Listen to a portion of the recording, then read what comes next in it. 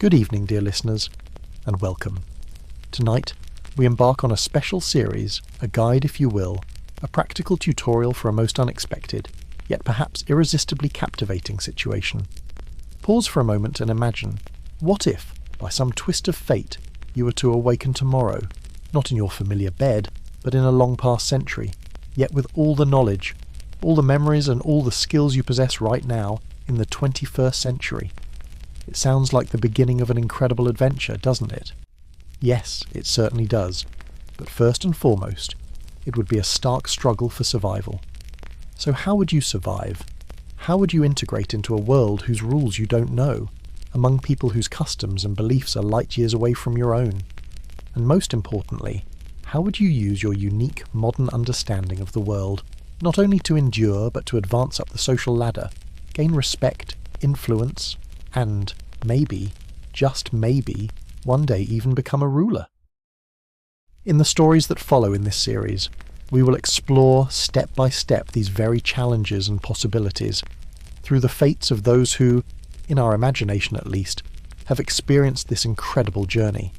We'll discover how to find shelter, water and food in the wilderness of the past, how to approach unfamiliar communities and earn their trust, how to subtly and wisely apply 21st century knowledge to solve the problems of that bygone era, and how, patiently and shrewdly, to build your path from a bewildered newcomer to a respected figure. Our first case study, our first traveller, we shall call Alex. He has just awoken, alone and disoriented, in the untamed forests of 9th century Northumbria, a kingdom in a land that will one day be called England. The air is cold, the future uncertain. Listen closely, for these first steps are crucial. Before we fully dive into this and future adventures, only if you genuinely enjoy what I do here, and want to be sure not to miss new stories and guides for time travel coming soon, I'd ask you to take just a moment and please hit the like button for this video, and of course subscribe to my channel, so you'll be the first to know when new episodes arrive. Every like and every subscription means the world to me and helps me continue to create this kind of content for you. And now, settle in comfortably, dim the lights, perhaps turn on a fan for that soft background hum, and let go. May this not only be a story for a good night's sleep, but also an inspiring guide for your dreams of extraordinary journeys through time. Our tutorial for the past dot begins now. The first 48 hours, confronting shock and cultivating survival focus.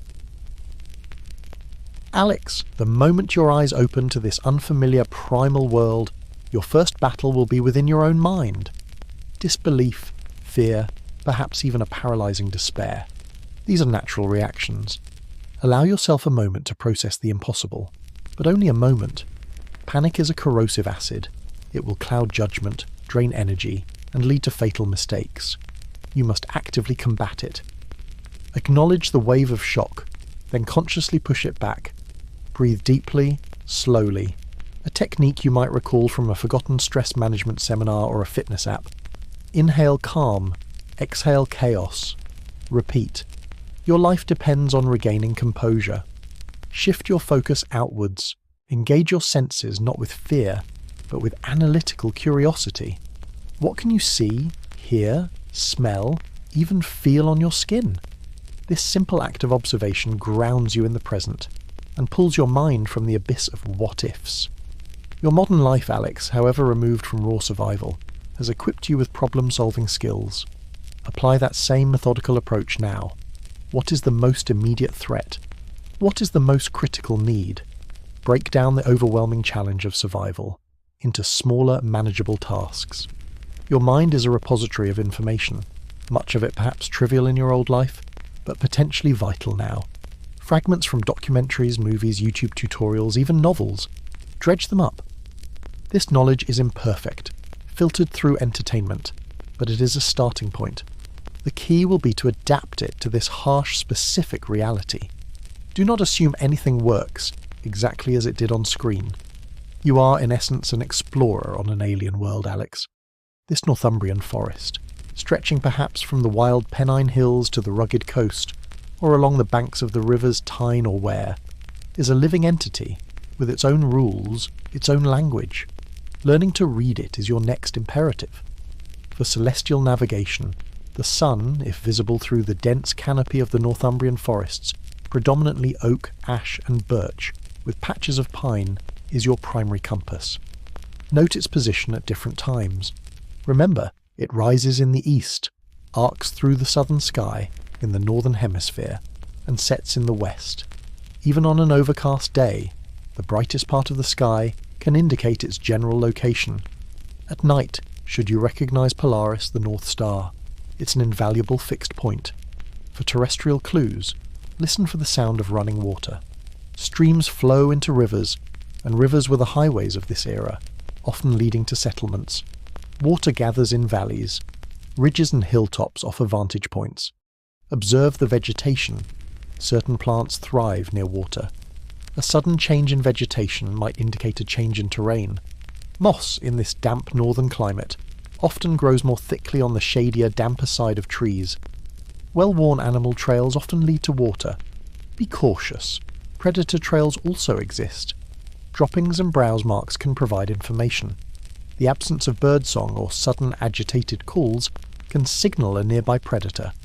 When searching for signs of humanity, look for smoke on the horizon. A thin, steady plume is more likely a domestic hearth. Listen for the rhythmic chop of an axe, the barking of dogs, or the lowing of cattle. Look for unnatural regularity, coppiced trees, old fence lines, faint tracks. Should you find a suitably tall and sturdy tree, or a high point, the panoramic view it offers could be invaluable in spotting distant signs of settlement. You may, after some effort, spot a distant village. This is your first beacon of hope, but do not rush. Having gained your bearings as best you can, your next absolute priority, especially as daylight may be waning or the ever-changeable Northumbrian weather threatening, is shelter. Do not underestimate this. In the 9th century, without modern fabrics or heating, exposure was a swift and silent killer. You need to read the terrain and look for natural advantages. A dense thicket of pine or holly can offer surprisingly good protection from wind and rain. The lee side of a rocky outcrop or a small hill can shield you from prevailing winds. A cluster of fallen trees might already form a natural cavity. Avoid obvious animal trails, the very bottom of deep valleys, and directly beneath old, unstable-looking trees. Depending on your surroundings and the time available, you can make one of several main types of improvised shelter, using your YouTube memories as a loose guide. The lean-to is your quickest, simplest option. Find a sturdy, low-hanging branch on a living tree, or a fallen log that is well supported. Lean long poles or branches against this ridgepole, angled at about 45 degrees, creating a sloping wall. Pack this wall densely with smaller branches, bracken, ferns and large leaves to create a rain-shedding surface. The more layers, the better the insulation. Sight the open side away from the prevailing wind if possible. If you have more time before nightfall or if conditions are severe, a debris hut offers superior insulation. Construct a basic A-frame with a long ridgepole supported by 2 sets of forked uprights, or by leaning it against a tree stump. Then build up the sides with a thick latticework of branches. The crucial part is the insulation. Cover this framework with a very thick layer, at least a foot or 2 if possible, of dry leaves, pine needles, moss and bracken. The entrance should be small to conserve heat. Inside, create a thick bed of the same dry insulating material to keep you off the cold, damp ground. Alternatively, the space beneath the upturned roots of a large fallen tree can sometimes offer a ready-made cavity. Ensure the root ball is stable and line the interior. The forests are rich in materials like fallen branches of oak, ash and birch. Bracken is plentiful for thatching. Remember, you have no axe or saw. Rely on finding dead wood or breaking branches. A sharp-edged stone is your only rudimentary tool. Building even a basic shelter, Alex, is an act of defiance and a crucial morale booster. Aim for functionality. Dry, sheltered, and insulated. Once your shelter offers some security, your attention must immediately turn to water. Your body will quickly feel the strain of its absence. You must learn to locate reliable water sources. We've discussed following streams, listening for gurgles, observing vegetation and animal tracks. When you find a source, do not be deceived by its apparent clarity. The streams and rivers of this era, while free of modern chemical pollutants, teem with invisible dangers, bacteria and parasites from animal waste, and decaying organic matter, leading to diseases like dysentery, a brutal and often fatal affliction, or other debilitating fevers and internal distress. Therefore, the paramount rule is to purify any water before you drink it, whenever remotely possible. The most effective method available to you will be boiling. This requires fire and a vessel. In the immediate term, if faced with desperate thirst and no means to boil, choose the fastest flowing water from the clearest part of a stream. You might attempt to collect rainwater. Letting water stand may allow sediment to settle, but this does nothing against microscopic threats. A few minutes invested in attempting to purify water can save you from agonizing illness. Next, Alex, you must conquer the challenge of fire.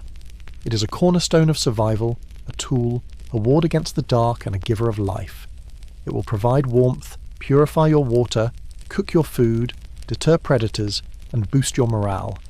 But creating fire without modern conveniences, in a potentially damp Northumbrian climate, is an art. First, choose your location wisely. Clear a patch of ground away from flammables. Then gather your materials with meticulous care. Tinder, kindling, and fuel wood, all as dry as possible. For tinder, the very first material to catch a spark, seek out the driest, finest, fluffiest substances, papery curls of birch bark, thoroughly dried grass, the fluffy seed heads of plants, or even the powdery interior of certain dry fungi like the tinder fungus if you can identify it. Next, you need kindling and fuel wood. The act of creation itself will test your patience. Since you lack flint and steel initially, your most likely, albeit incredibly challenging method is friction. The bow drill, which you may have seen in documentaries, involves a spindle of hardwood, a fireboard of softer wood with a V-shaped notch, a bow, and a handhold. The rapid rotation generates an ember. This tiny glowing coal must then be carefully transferred to your tinder bundle and gently blown into flame. Do not be disheartened by initial failures, and once you have a flame, nurture it. With shelter, water, and hopefully fire, your thoughts will turn to food, Alex. Hunger will be a persistent companion. In these first days, foraging will be your primary means. The forests and hedgerows of 9th century Northumbria offer a bounty but also hidden dangers. Focus on what you can identify with high certainty. Wild berries if in season, blackberries, raspberries, bilberries, hazelnuts in autumn, young nettle tops if boiled are nutritious. Dandelion leaves and roots can also serve. But Alex, a critical warning regarding mushrooms. Be extremely cautious. Many species that might resemble edible ones from your time could be deadly lookalikes here. Rules of identification you know may not apply. A mistake is fatal and there is no hospital. If you're not 100% certain, something is safe. Do not eat it. Hunger is a lesser evil than a slow, agonizing death from poisoning. As you navigate this new world, be acutely aware of its dangers. Wildlife. Wolves are a genuine threat, especially at night. Fire is your best deterrent. Wild boar can be aggressive if cornered. Adders, Britain's only venomous snake, could pose a risk. The elements, hypothermia from cold and damp, is a constant threat. Getting lost in the disorienting forest is easy. Try to keep track of landmarks. And then there are human dangers. You are an outsider. Until you establish a peaceful identity, any encounter could be hostile. Understanding the natives and crafting your persona before first contact.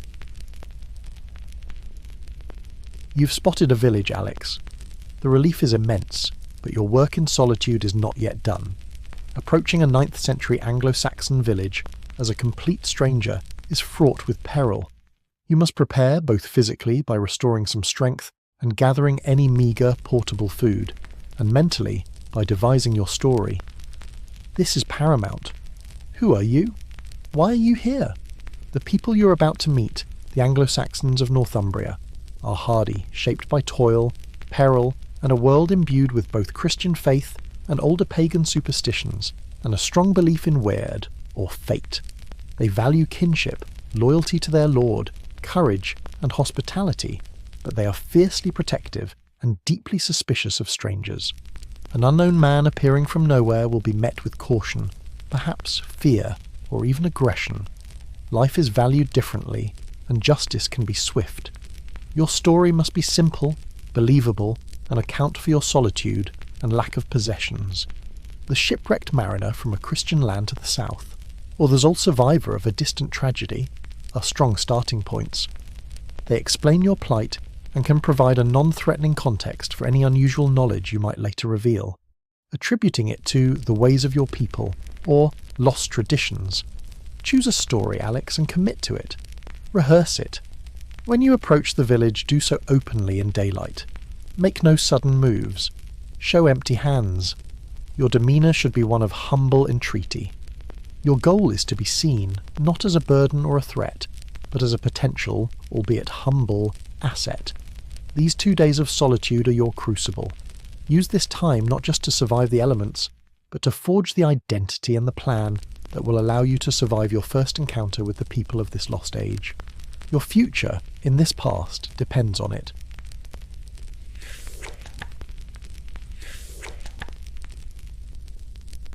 The echo of that guiding voice, a strange infusion of 21st century logic into a 9th century nightmare, was Alex's only anchor as reality crashed down. He lay there for a long moment on the damp forest floor of Northumbria, the rough-spun tunic a bizarre contrast to the phantom feel of his usual jeans and t-shirt. Panic was a cold knot in his stomach.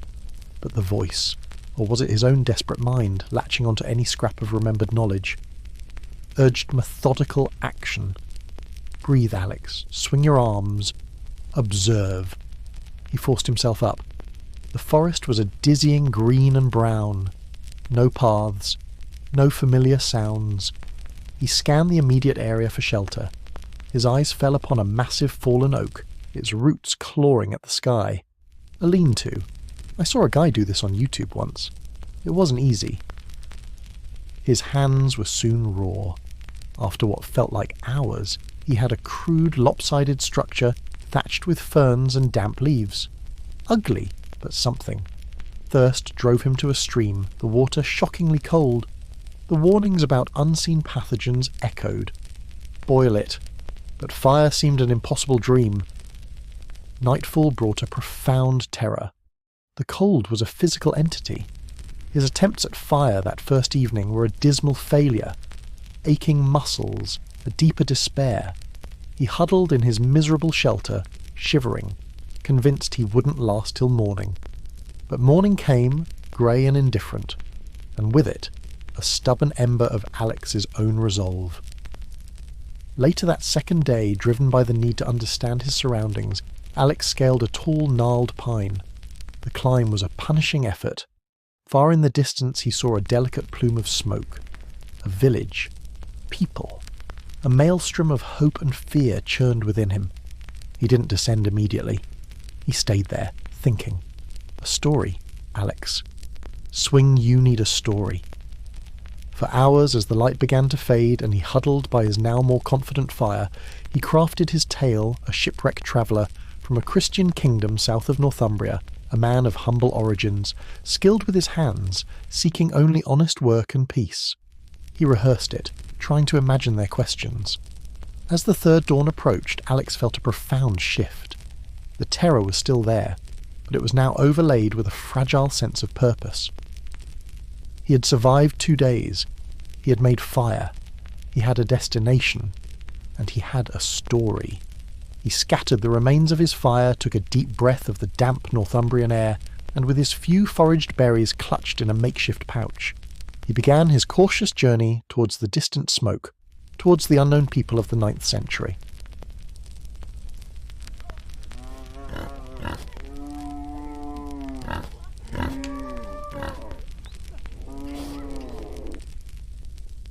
Part 2. The Stranger at the Gates. Navigating first contact with a 9th century Northumbrian village.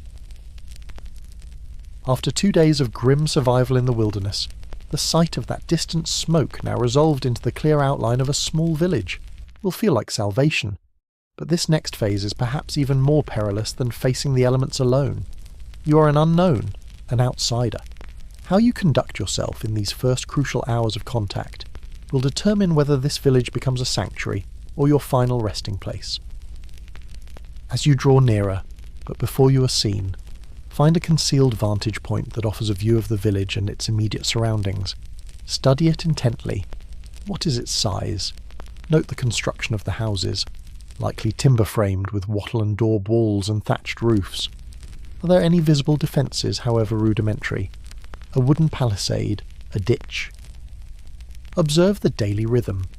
Are people tending fields nearby? Are there livestock? Are children playing? The presence of children and routine agricultural activity often signals a relatively peaceful, stable community, though this is no guarantee. Try to gauge the general atmosphere. Choose your moment carefully. Mid-morning or early afternoon on a normal working day is often best. When you decide to step out, do so from a direction where you can be easily seen from some distance. Walk slowly, openly. Keep your hands visible and empty. Your posture should be non-threatening, shoulders slightly slumped, head perhaps a little bowed, avoiding direct prolonged eye contact.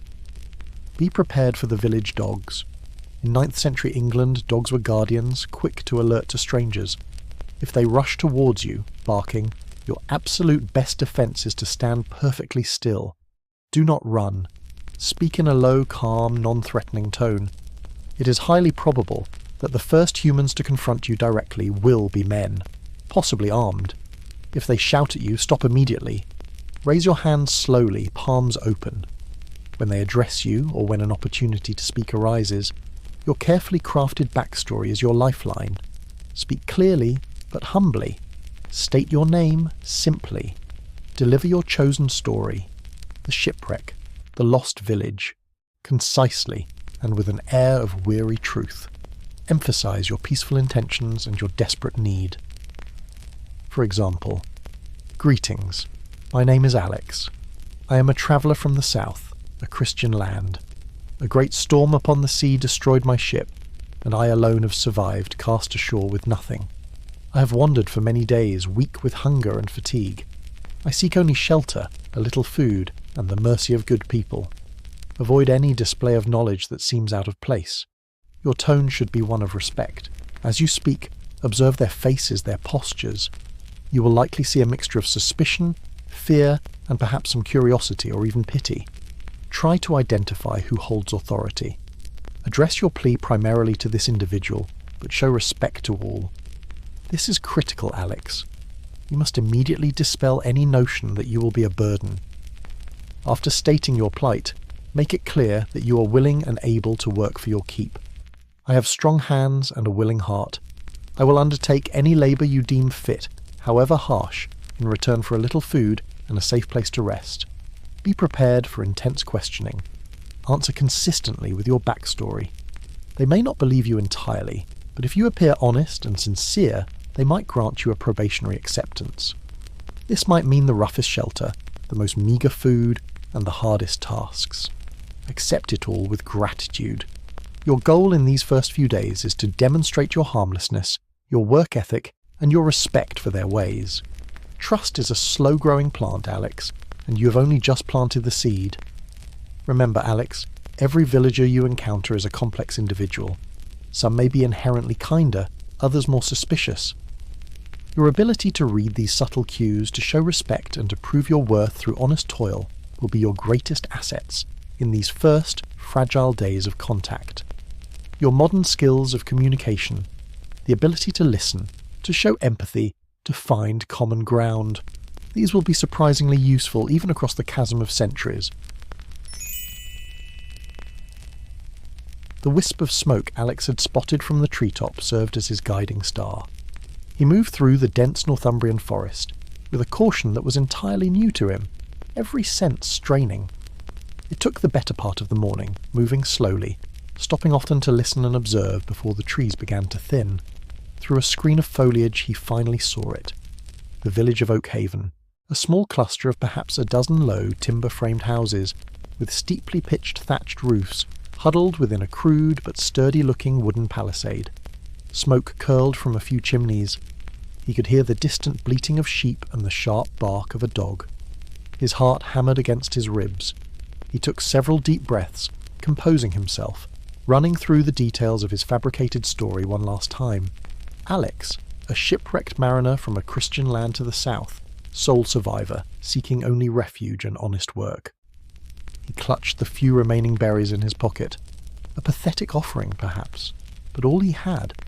He stepped out from the tree line into a rough clearing, hands held open and away from his body. Almost immediately, two large, shaggy dogs bounded towards him, barking furiously. Alex froze, remembering the narrator's advice. He stood his ground, avoided their crazed eyes, and spoke in a low, calm voice. The dogs skidded to a halt a few feet away, their bark subsiding into menacing growls, but they did not attack. Then, figures emerged from the nearest gateway in the palisade. 3 men, cloaked in rough wool, carrying stout wooden staves. They approached him warily, their faces hard, their eyes narrowed with suspicion.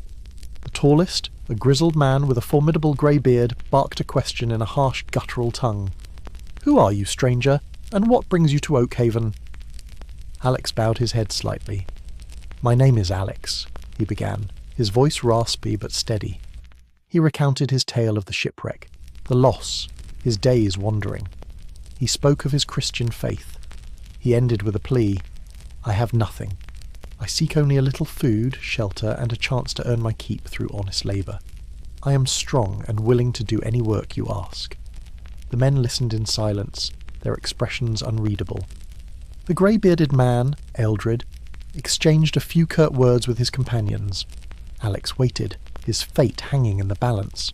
Finally Eldred spoke again, his tone still gruff, but perhaps a fraction less hostile. "You may enter, stranger. You will be given water, and a place by the fire in the common house for one night. Tomorrow we will see if your hands are as strong as your words. But know this, any trouble, and you will regret setting foot in Oakhaven." Relief, so potent it almost buckled his knees, washed over Alex. It wasn't a warm welcome, but it was a chance. A fragile, probationary chance. As he was led through the gate into the muddy, smoky interior of the 9th century village, Alex knew his true test of survival had only just begun.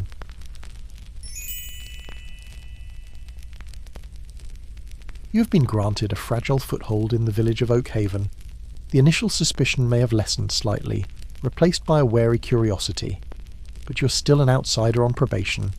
The common house fire offers warmth, the meagre food sustains you, but true acceptance must be earned, day by painstaking day, through your actions, your attitude, and your ability to demonstrate your worth without arousing fear or jealousy. You will likely be assigned the most menial, back-breaking tasks, mucking out animal pens, hauling water, chopping firewood, helping in the fields. Perform these tasks without complaint, with diligence, and if possible, with a quiet efficiency that might even surpass that of those born to this life, thanks to your modern understanding of body mechanics and perhaps a slightly better baseline fitness. Let them see you're not afraid of hard work. Humility, in these early days, is your strongest armour. While you toil, observe everything, listen intently. This is your new university, Alex. Watch how the villagers interact. Who holds authority? Is it the stern-faced reeve, the village headman, or perhaps a council of elders? Who are the skilled artisans? The blacksmith, the potter, the weaver? Who seems most respected and why? Who are the influential women, often the keepers of household knowledge, healing traditions and social networks? Listen to their speech, not just the words, but the cadence, the common phrases, the topics of conversation. What are their daily concerns? Understanding their worries and their values is the first step to understanding how you can become valuable to them.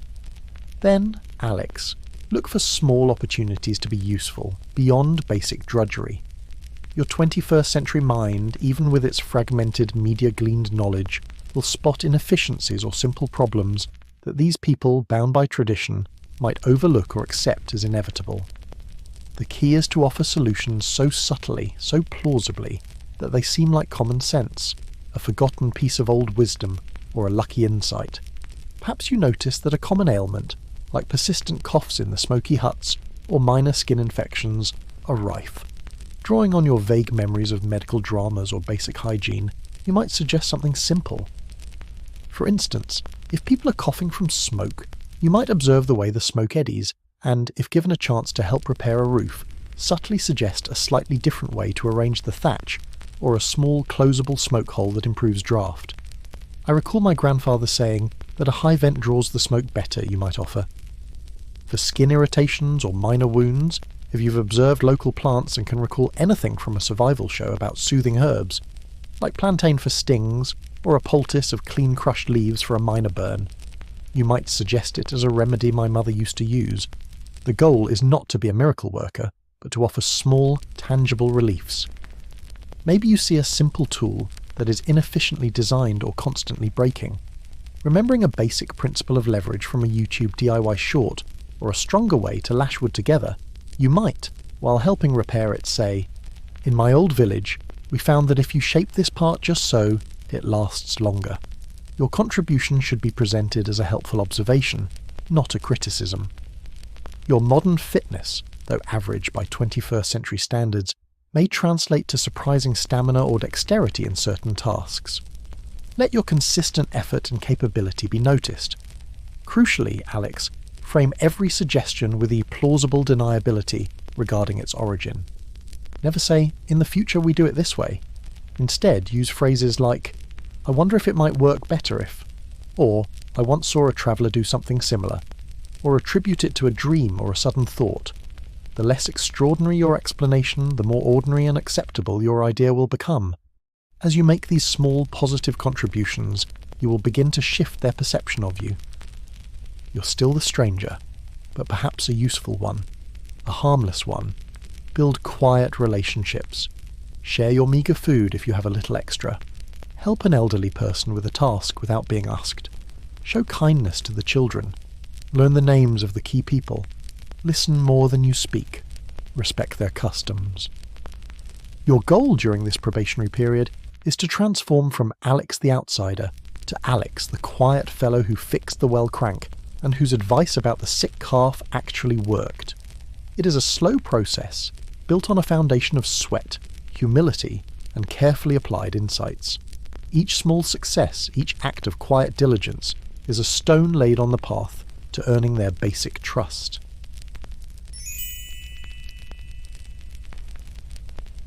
The days in Oakhaven bled into a routine of relentless, back-breaking labour for Alex. He was, as the grey-bearded village elder Ealdred had promised, given a place by the smoky common house fire at night and a share of the bland pottage and coarse bread. His bed was a pile of straw in a draughty corner. He mucked out the pigsty, hauled endless buckets of water, and was set to clearing stubborn roots from a new patch of land, his hands quickly becoming a mass of blisters. He spoke little, observed much, and worked until his muscles burned. One sweltering afternoon, while helping to reinforce a section of the village's palisade, he noticed the men struggling to efficiently secure a heavy upright post. The knots they used seemed to slip. Alex, remembering a particularly useful knot from a YouTube DIY short, a taut line hitch, though he didn't know its name, hesitated, then quietly stepped forward. "Forgive me," he said to the burly fellow named Godwin. "In my old village we sometimes used a knot like this for the great posts. It holds tighter, the more you pull." He quickly demonstrated. Godwin watched, grunted, then tried it himself. It held firm. He gave Alex a long, appraising look, then merely nodded and returned to work. But Alex noticed him using the new knot for the rest of the posts. A few weeks later, a young boy, son of a widow named Alara, fell and gashed his knee badly. By the next day it was red, swollen and hot. Clear signs of infection. The village's wise woman, Morwen, was applying a poultice of mud and cobwebs. Alex, seeing Alara's terrified face, felt compelled to intervene. He approached Morwen with utmost respect. "My grandmother, a healer of some skill, taught me that for such wounds, the very cleanest water, boiled and then cooled, can help draw out the evil humours. And she would say that a little honey, if there is any, can soothe the boy's spirit and aid the flesh." Morwen eyed him with sharp suspicion, but Alara, desperate, pleaded with her to try. Reluctantly, Morwen allowed Alex to gently clean the wound and apply a thin smear of precious honey. Over the next few days the boy's fever subsided. He began to heal. Alara looked at Alex with tearful gratitude, and even Morwen's gaze seemed a fraction less hostile. Alex didn't push. He continued his labour, offered help where he could, and kept his strange knowledge carefully veiled. He was still the stranger, but now, sometimes when he spoke, a few of the villagers would pause and listen.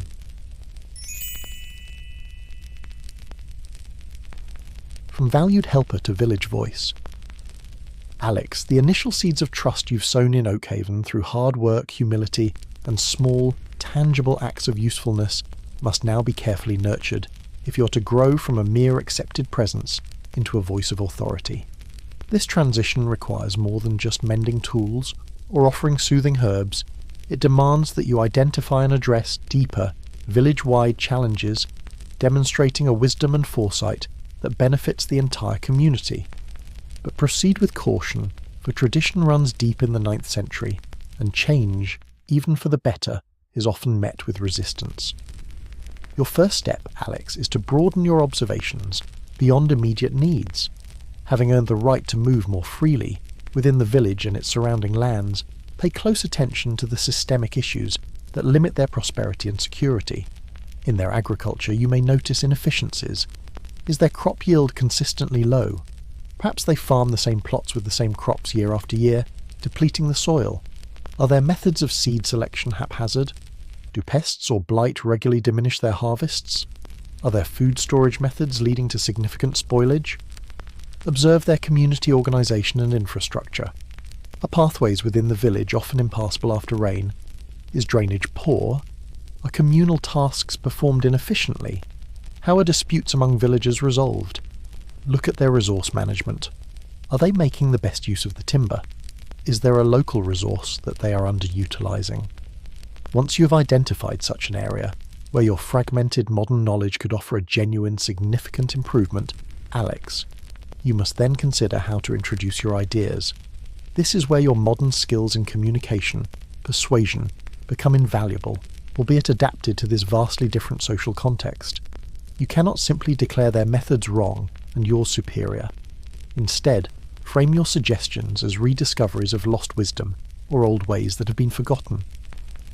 I seem to recall my grandfather, speaking of a way to rest the fields in turn, appealed to their existing concerns, the desire for a better harvest, the need for a stronger defence. Rather than proposing a village-wide revolution in farming, suggest trying a new method on a small, less critical plot of land. A tangible success, even on a small scale, is your most powerful argument. Whenever possible, present your ideas as questions or collaborative thoughts.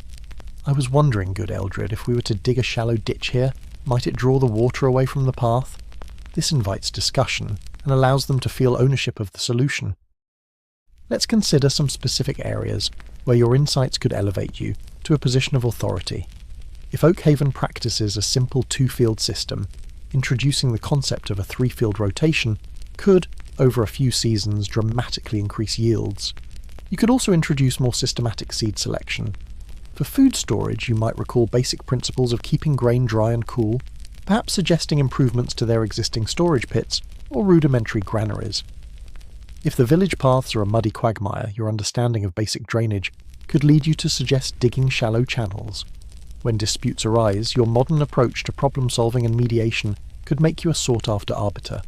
Perhaps you notice the village potter struggles with cracking pots. You might recall that adding certain tempers to clay can improve its strength, a suggestion you picked up from a potter in a distant port town. However, be prepared for resistance. Not everyone welcomes change. Some may be deeply attached to tradition. Others, like Morwen the Wise Woman, or even Ealdred, might see your growing influence as a challenge. Navigate these situations with patience, respect, and by letting the results of your suggestions speak for themselves. Focus on building alliances with those who seem more open-minded. As your ideas prove successful, as the harvests become richer, as village life becomes a little easier or safer, due to your contributions, the perception of you will shift. You will no longer be just Alex the helpful stranger. You will become Alex the wise, or Alex whose counsel is sound. Villagers will begin to seek out your opinion.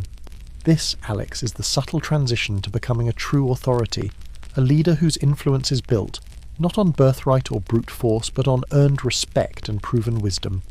This is the foundation upon which you will stand when greater challenges, like the fury of the Northmen, arrive at Oakhaven's gates. The initial trust Alex had earned in Oakhaven was a fragile thing, but he nurtured it with persistent, quiet effort. He had spent a full cycle of seasons now, with these hardy Northumbrian folk, his back bent to their tasks, his ears open to their concerns. He'd seen a particularly harsh winter give way to a spring where food stores ran dangerously low.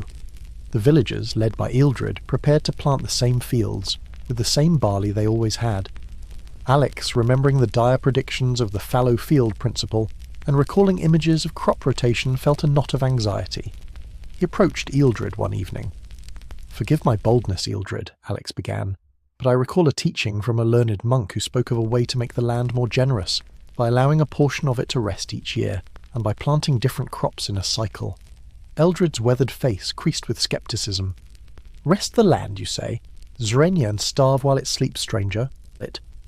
Alex persisted, not with arrogance, but with earnest explanation, using his sales manager's knack for presenting benefits.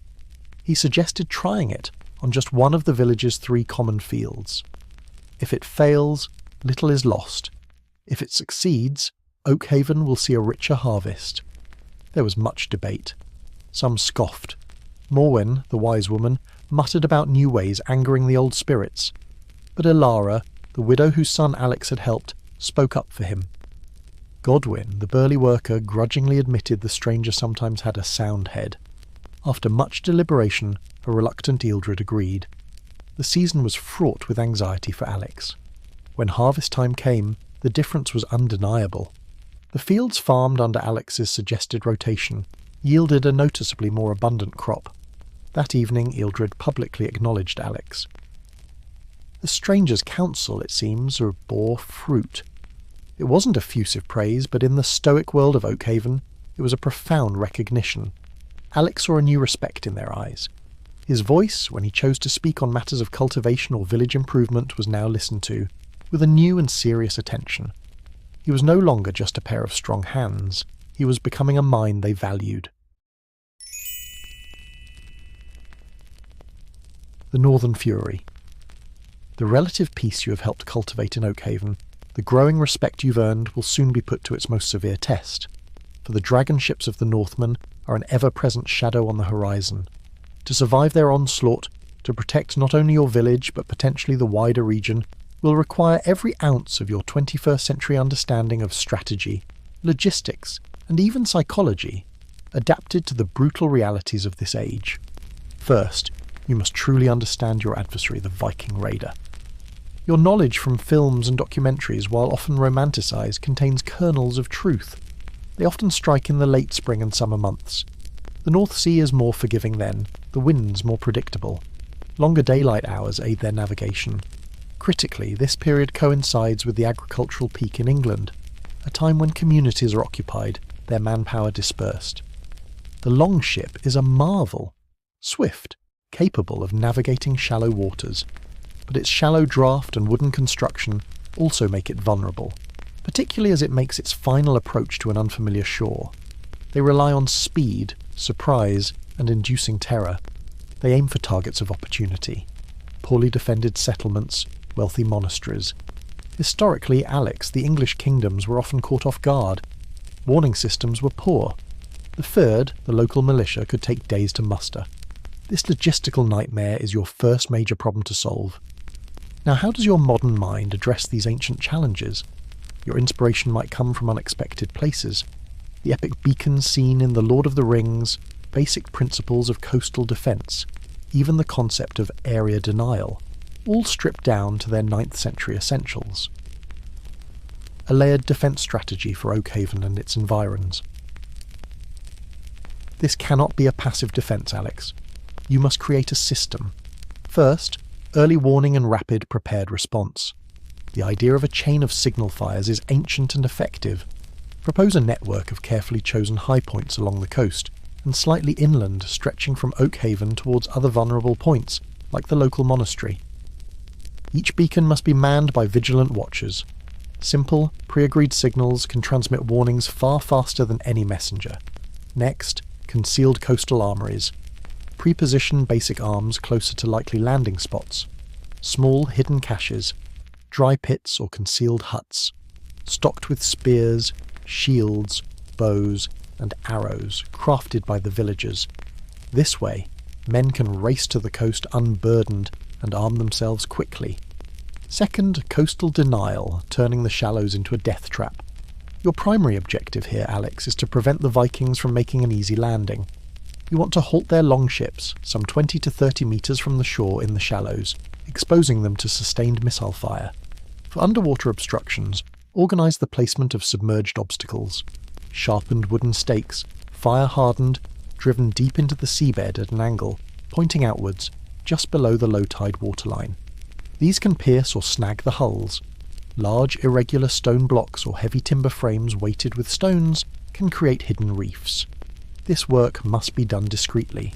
For the archer's perch and fiery arrows, identify or create elevated positions overlooking these prepared shallows. These positions must be stocked with arrows, and crucially, fire arrows. Teach the village fletchers how to prepare these, arrowheads wrapped in cloth soaked in pitch or animal fat, ignited just before firing. A volley of fire arrows onto a wooden ship can cause panic and damage. For mobile fortifications, adapt the principle. Pre-plan and practice the rapid construction of simple, effective defensive barriers at key landing points, perhaps quickly assembled sharpened stake barricades, or using pre-positioned timbers to create breastworks.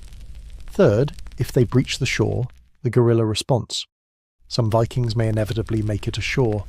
Oakhaven cannot hope to match hardened Viking warriors in a prolonged open-field battle. Use the terrain. The forests, marshes and broken ground of Northumbria are your allies. Small mobile groups of defenders can harass the Viking landing party, striking from concealment and then melting back into the woods. Target their flanks, their stragglers. The aim is to disrupt their cohesion, inflict casualties and sow confusion and fear. This comprehensive, layered strategy, Alex, from early warning to coastal denial to a resilient guerrilla defence if needed, is far beyond the typical reactive response of a 9th century village. It requires foresight, organisation, community effort, and a leader who can inspire them. That leader, if you can convince them, will be you.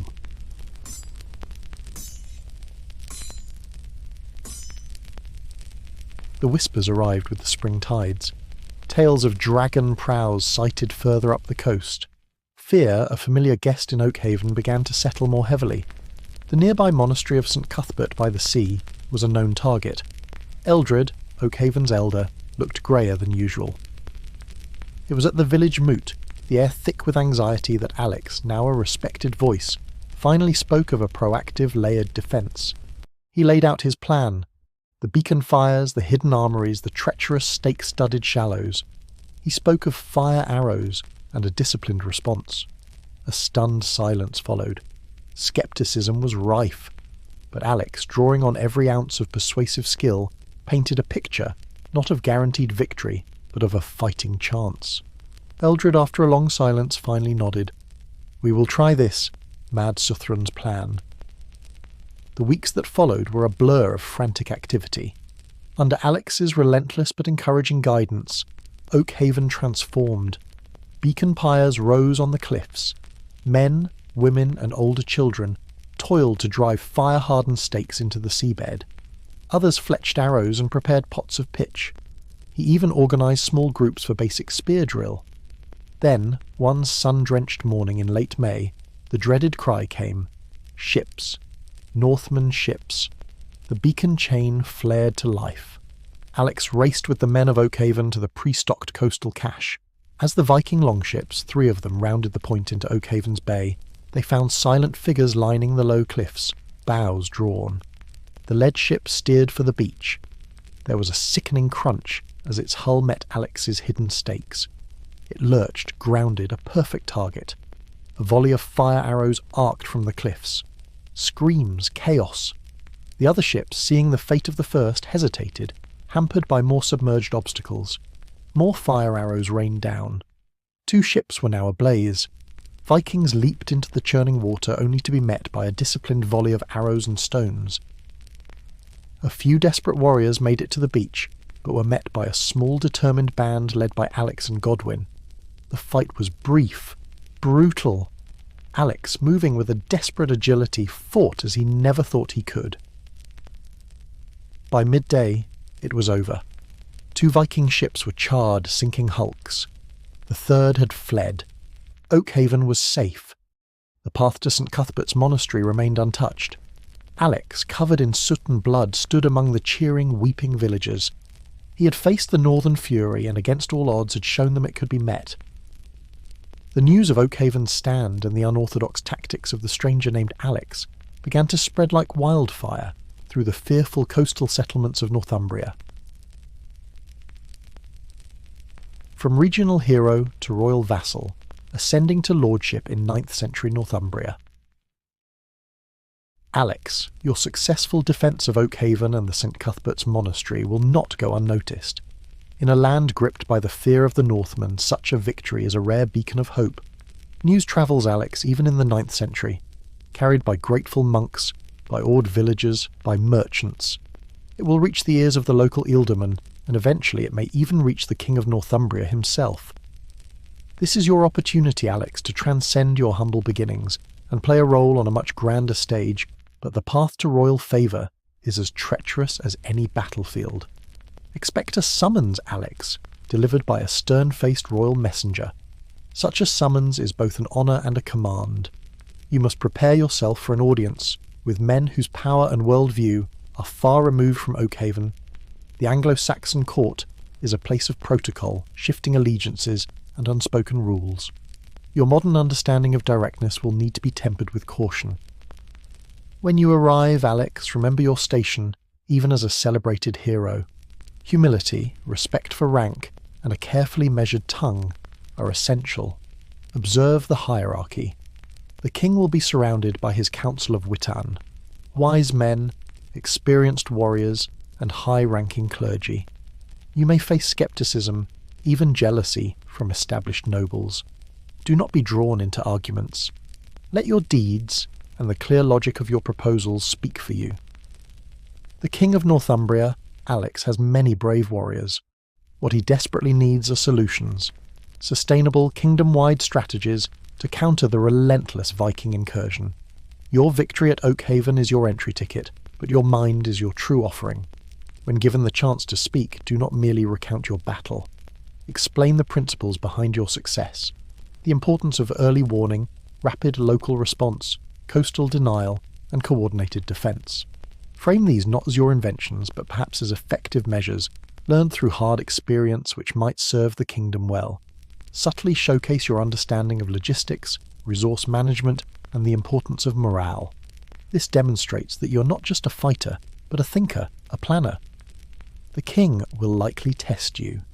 Answer truthfully, thoughtfully, and always with deference to his authority. Show that your primary concern is the safety and prosperity of his kingdom. If you can offer a solution to a nagging problem the king faces, perhaps a particularly troublesome stretch of coastline, you will become invaluable. Loyalty, in this turbulent age, Alex, is a king's most prized possession in his vassals. Prove yours with sound counsel and a clear commitment. If you succeed in impressing the king, the rewards can be immense. For a king struggling to secure his borders, granting land and a title to a commoner of exceptional merit, while unusual, is not impossible. He may make you a king's thegn, granting you a significant tract of land, perhaps the very region you helped defend. This land, Alex, comes with a title, but also with heavy responsibilities. You will be expected to administer justice, to protect its inhabitants, to ensure its productivity, and to raise and lead a contingent of the third when the king calls. You will, in effect, become a local ruler. This is the pinnacle of what a man of non-noble birth, relying solely on his wits and courage, could hope to achieve. Accept this honour with due humility, Alex, but also with a clear understanding of the burdens it entails. Your tutorial in survival has now expanded to a tutorial in governance. The tales of Oakhaven's defiance and of the strangely cunning stranger named Alex rippled through Northumbria. Weeks later, a stern-faced royal herald arrived. Bearing a summons, Alex was to present himself before King Osbert in his great hall at Eoforich. The king's hall was a vast, smoky, timbered edifice, filled with rough-hewn nobles and watchful warriors. When finally brought before the king, a man whose weary eyes held the weight of a kingdom under siege, Alex spoke not of his own bravery, but of the courage of the Oakhaven villagers and the strategic principles that had saved them. He explained his system of beacons, the coastal caches, the underwater snares, his voice steady. He answered the king's sharp questions with clear logic, attributing his insights to lessons learned from the hard school of necessity and tales from distant shores. The king listened intently. Then he posed a challenge, a particularly notorious stretch of coastline plagued by Viking probing raids. "If your methods are sound, foreigner," the king boomed, "show us how you would secure it." Alex, drawing a crude map in the rushes, detailed a plan. It was audacious, but it was logical. Alex, under the king's watchful eye, helped implement his plan. And it worked. A Viking scouting party was severely mauled, their ships damaged, and the quick response from the local militia drove them off. King Osbert summoned Alex again. "You have a keen mind, Alex, and a loyal heart. Northumbria needs men like you." Before the astonished court, the king declared Alex a royal thegn, granting him stewardship over the very stretch of coastline he had secured. "Defend it, make it prosper, and answer my call when the horns of war sound," the king charged. Alex knelt, his head bowed, a tumult of emotion swirling within him. He, Alex, the remote sales manager, was now a lord in Anglo-Saxon England. He had reached a destination he hadn't even known he was seeking.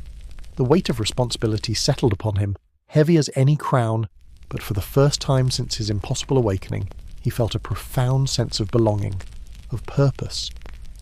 Years passed in the lands under Thegan Alex's stewardship. Oakhaven, once a vulnerable coastal hamlet, had grown into a thriving, well-defended small port, a testament to his innovative guidance and the hard work of its people. The nearby monastery of St. Cuthbert flourished, its monks praying daily for their unlikely protector.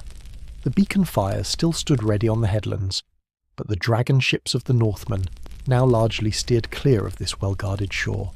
Alex, now a man in his middle years by the reckoning of that age, was respected throughout his holdings, known for his fair judgments, his strange but effective wisdom, and the quiet strength that had once saved them all. He had even found a measure of personal peace, a wife from among the Oakhaven folk, and children who knew him only as their strong wise father, the Lord Thegn. One crisp autumn evening, as a golden sun dipped below the grey North Sea, Alex stood upon the timber ramparts of his fortified hall, looking out over the peaceful fields. A deep sense of contentment settled over him, a feeling of a life well lived, of purpose found. He felt the cool sea breeze on his weathered face. He was tired, a bone-deep weariness. He turned, a quiet smile on his lips, and headed towards the warmth of his hall, his family, his life. He lay down that night, on his familiar straw-filled mattress covered with furs, the scent of wood smoke and beeswax in the air. He closed his eyes, and sleep, for once untroubled by the cares of lordship, or the ghosts of long-past battles, claimed him swiftly. The first thing Alex registered was the unnatural softness beneath him, and the quiet. A strange, sterile quiet punctuated by a rhythmic, insistent beeping. His eyelids fluttered open. He was staring at a white ceiling. His ceiling. In his small 21st century apartment. Confusion, thick and disorienting, enveloped him. He sat bolt upright, his heart suddenly hammering a wild rhythm against his ribs. The rough-spun tunic was gone, replaced by the familiar cotton of his pyjamas. The straw mattress was his memory foam bed. The scent of wood smoke was replaced by the faint, lingering aroma of last night's takeaway pizza. "No," he whispered, his voice a stranger to his own ears. He looked at his hands, softer, less calloused than he remembered. Yet, was that a faint, silvery scar near his thumb knuckle? A scar he didn't recognize from his modern life, but one that felt achingly familiar, a reminder of a near miss with a Viking axe. He scrambled out of bed, his legs unsteady. His reflection in the bathroom mirror showed him Alex, 30 years old, a remote sales manager. Not Then Alex, the seasoned lord of a Northumbrian coastal holding. Had it all been a dream? An incredibly vivid, detailed, life-altering dream? The sense of loss was a physical blow, so profound it left him breathless. The faces of his wife, his children from that other life, the gruff respect in Ealdred's eyes, all fading like morning mist. He walked through his small apartment in a daze. everything was as he'd left it. His laptop was on the coffee table, still open to that documentary about the Viking Age. He sank onto the sofa, the one he'd fallen asleep on. How long ago? Days turned into weeks. The vividness of his dream began to recede, the sharp edges softening, but the memories, the feelings, remained. He found himself absent-mindedly tracing the faint scar on his thumb. He started reading history books about 9th century Northumbria with an almost obsessive intensity, searching for something, a name, a place, an echo.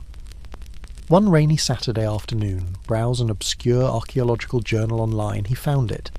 A brief mention of a small, unusually well-preserved coastal settlement in what was once Northumbria, Oak Haven, noted for its unique defensive earthworks. Local legends, the article dismissively added, spoke of a wise stranger from the sea who had helped the village repel Northmen and later became their leader, though no definitive historical record of such a figure existed. The article speculated it was probably just a local myth. Alex stared at the screen, a slow smile spreading across his face. He closed his laptop. He still went to his sales job, still hit the gym, but something within him had changed. There was a new quiet confidence, a deeper understanding in his eyes. He started a small herb garden on his balcony, his hands surprisingly adept at coaxing life from the soil. He found he had an uncanny knack for fixing things around the apartment, and sometimes, late at night when the city was quiet, he would look out at the distant lights and almost hear the crash of the North Sea against ancient shores, feeling the phantom weight of a lord's responsibility and the enduring warmth of a fire lit against the darkness of a long-lost age. His journey, it seemed, was still a part of him, and perhaps, in some way, it always would be.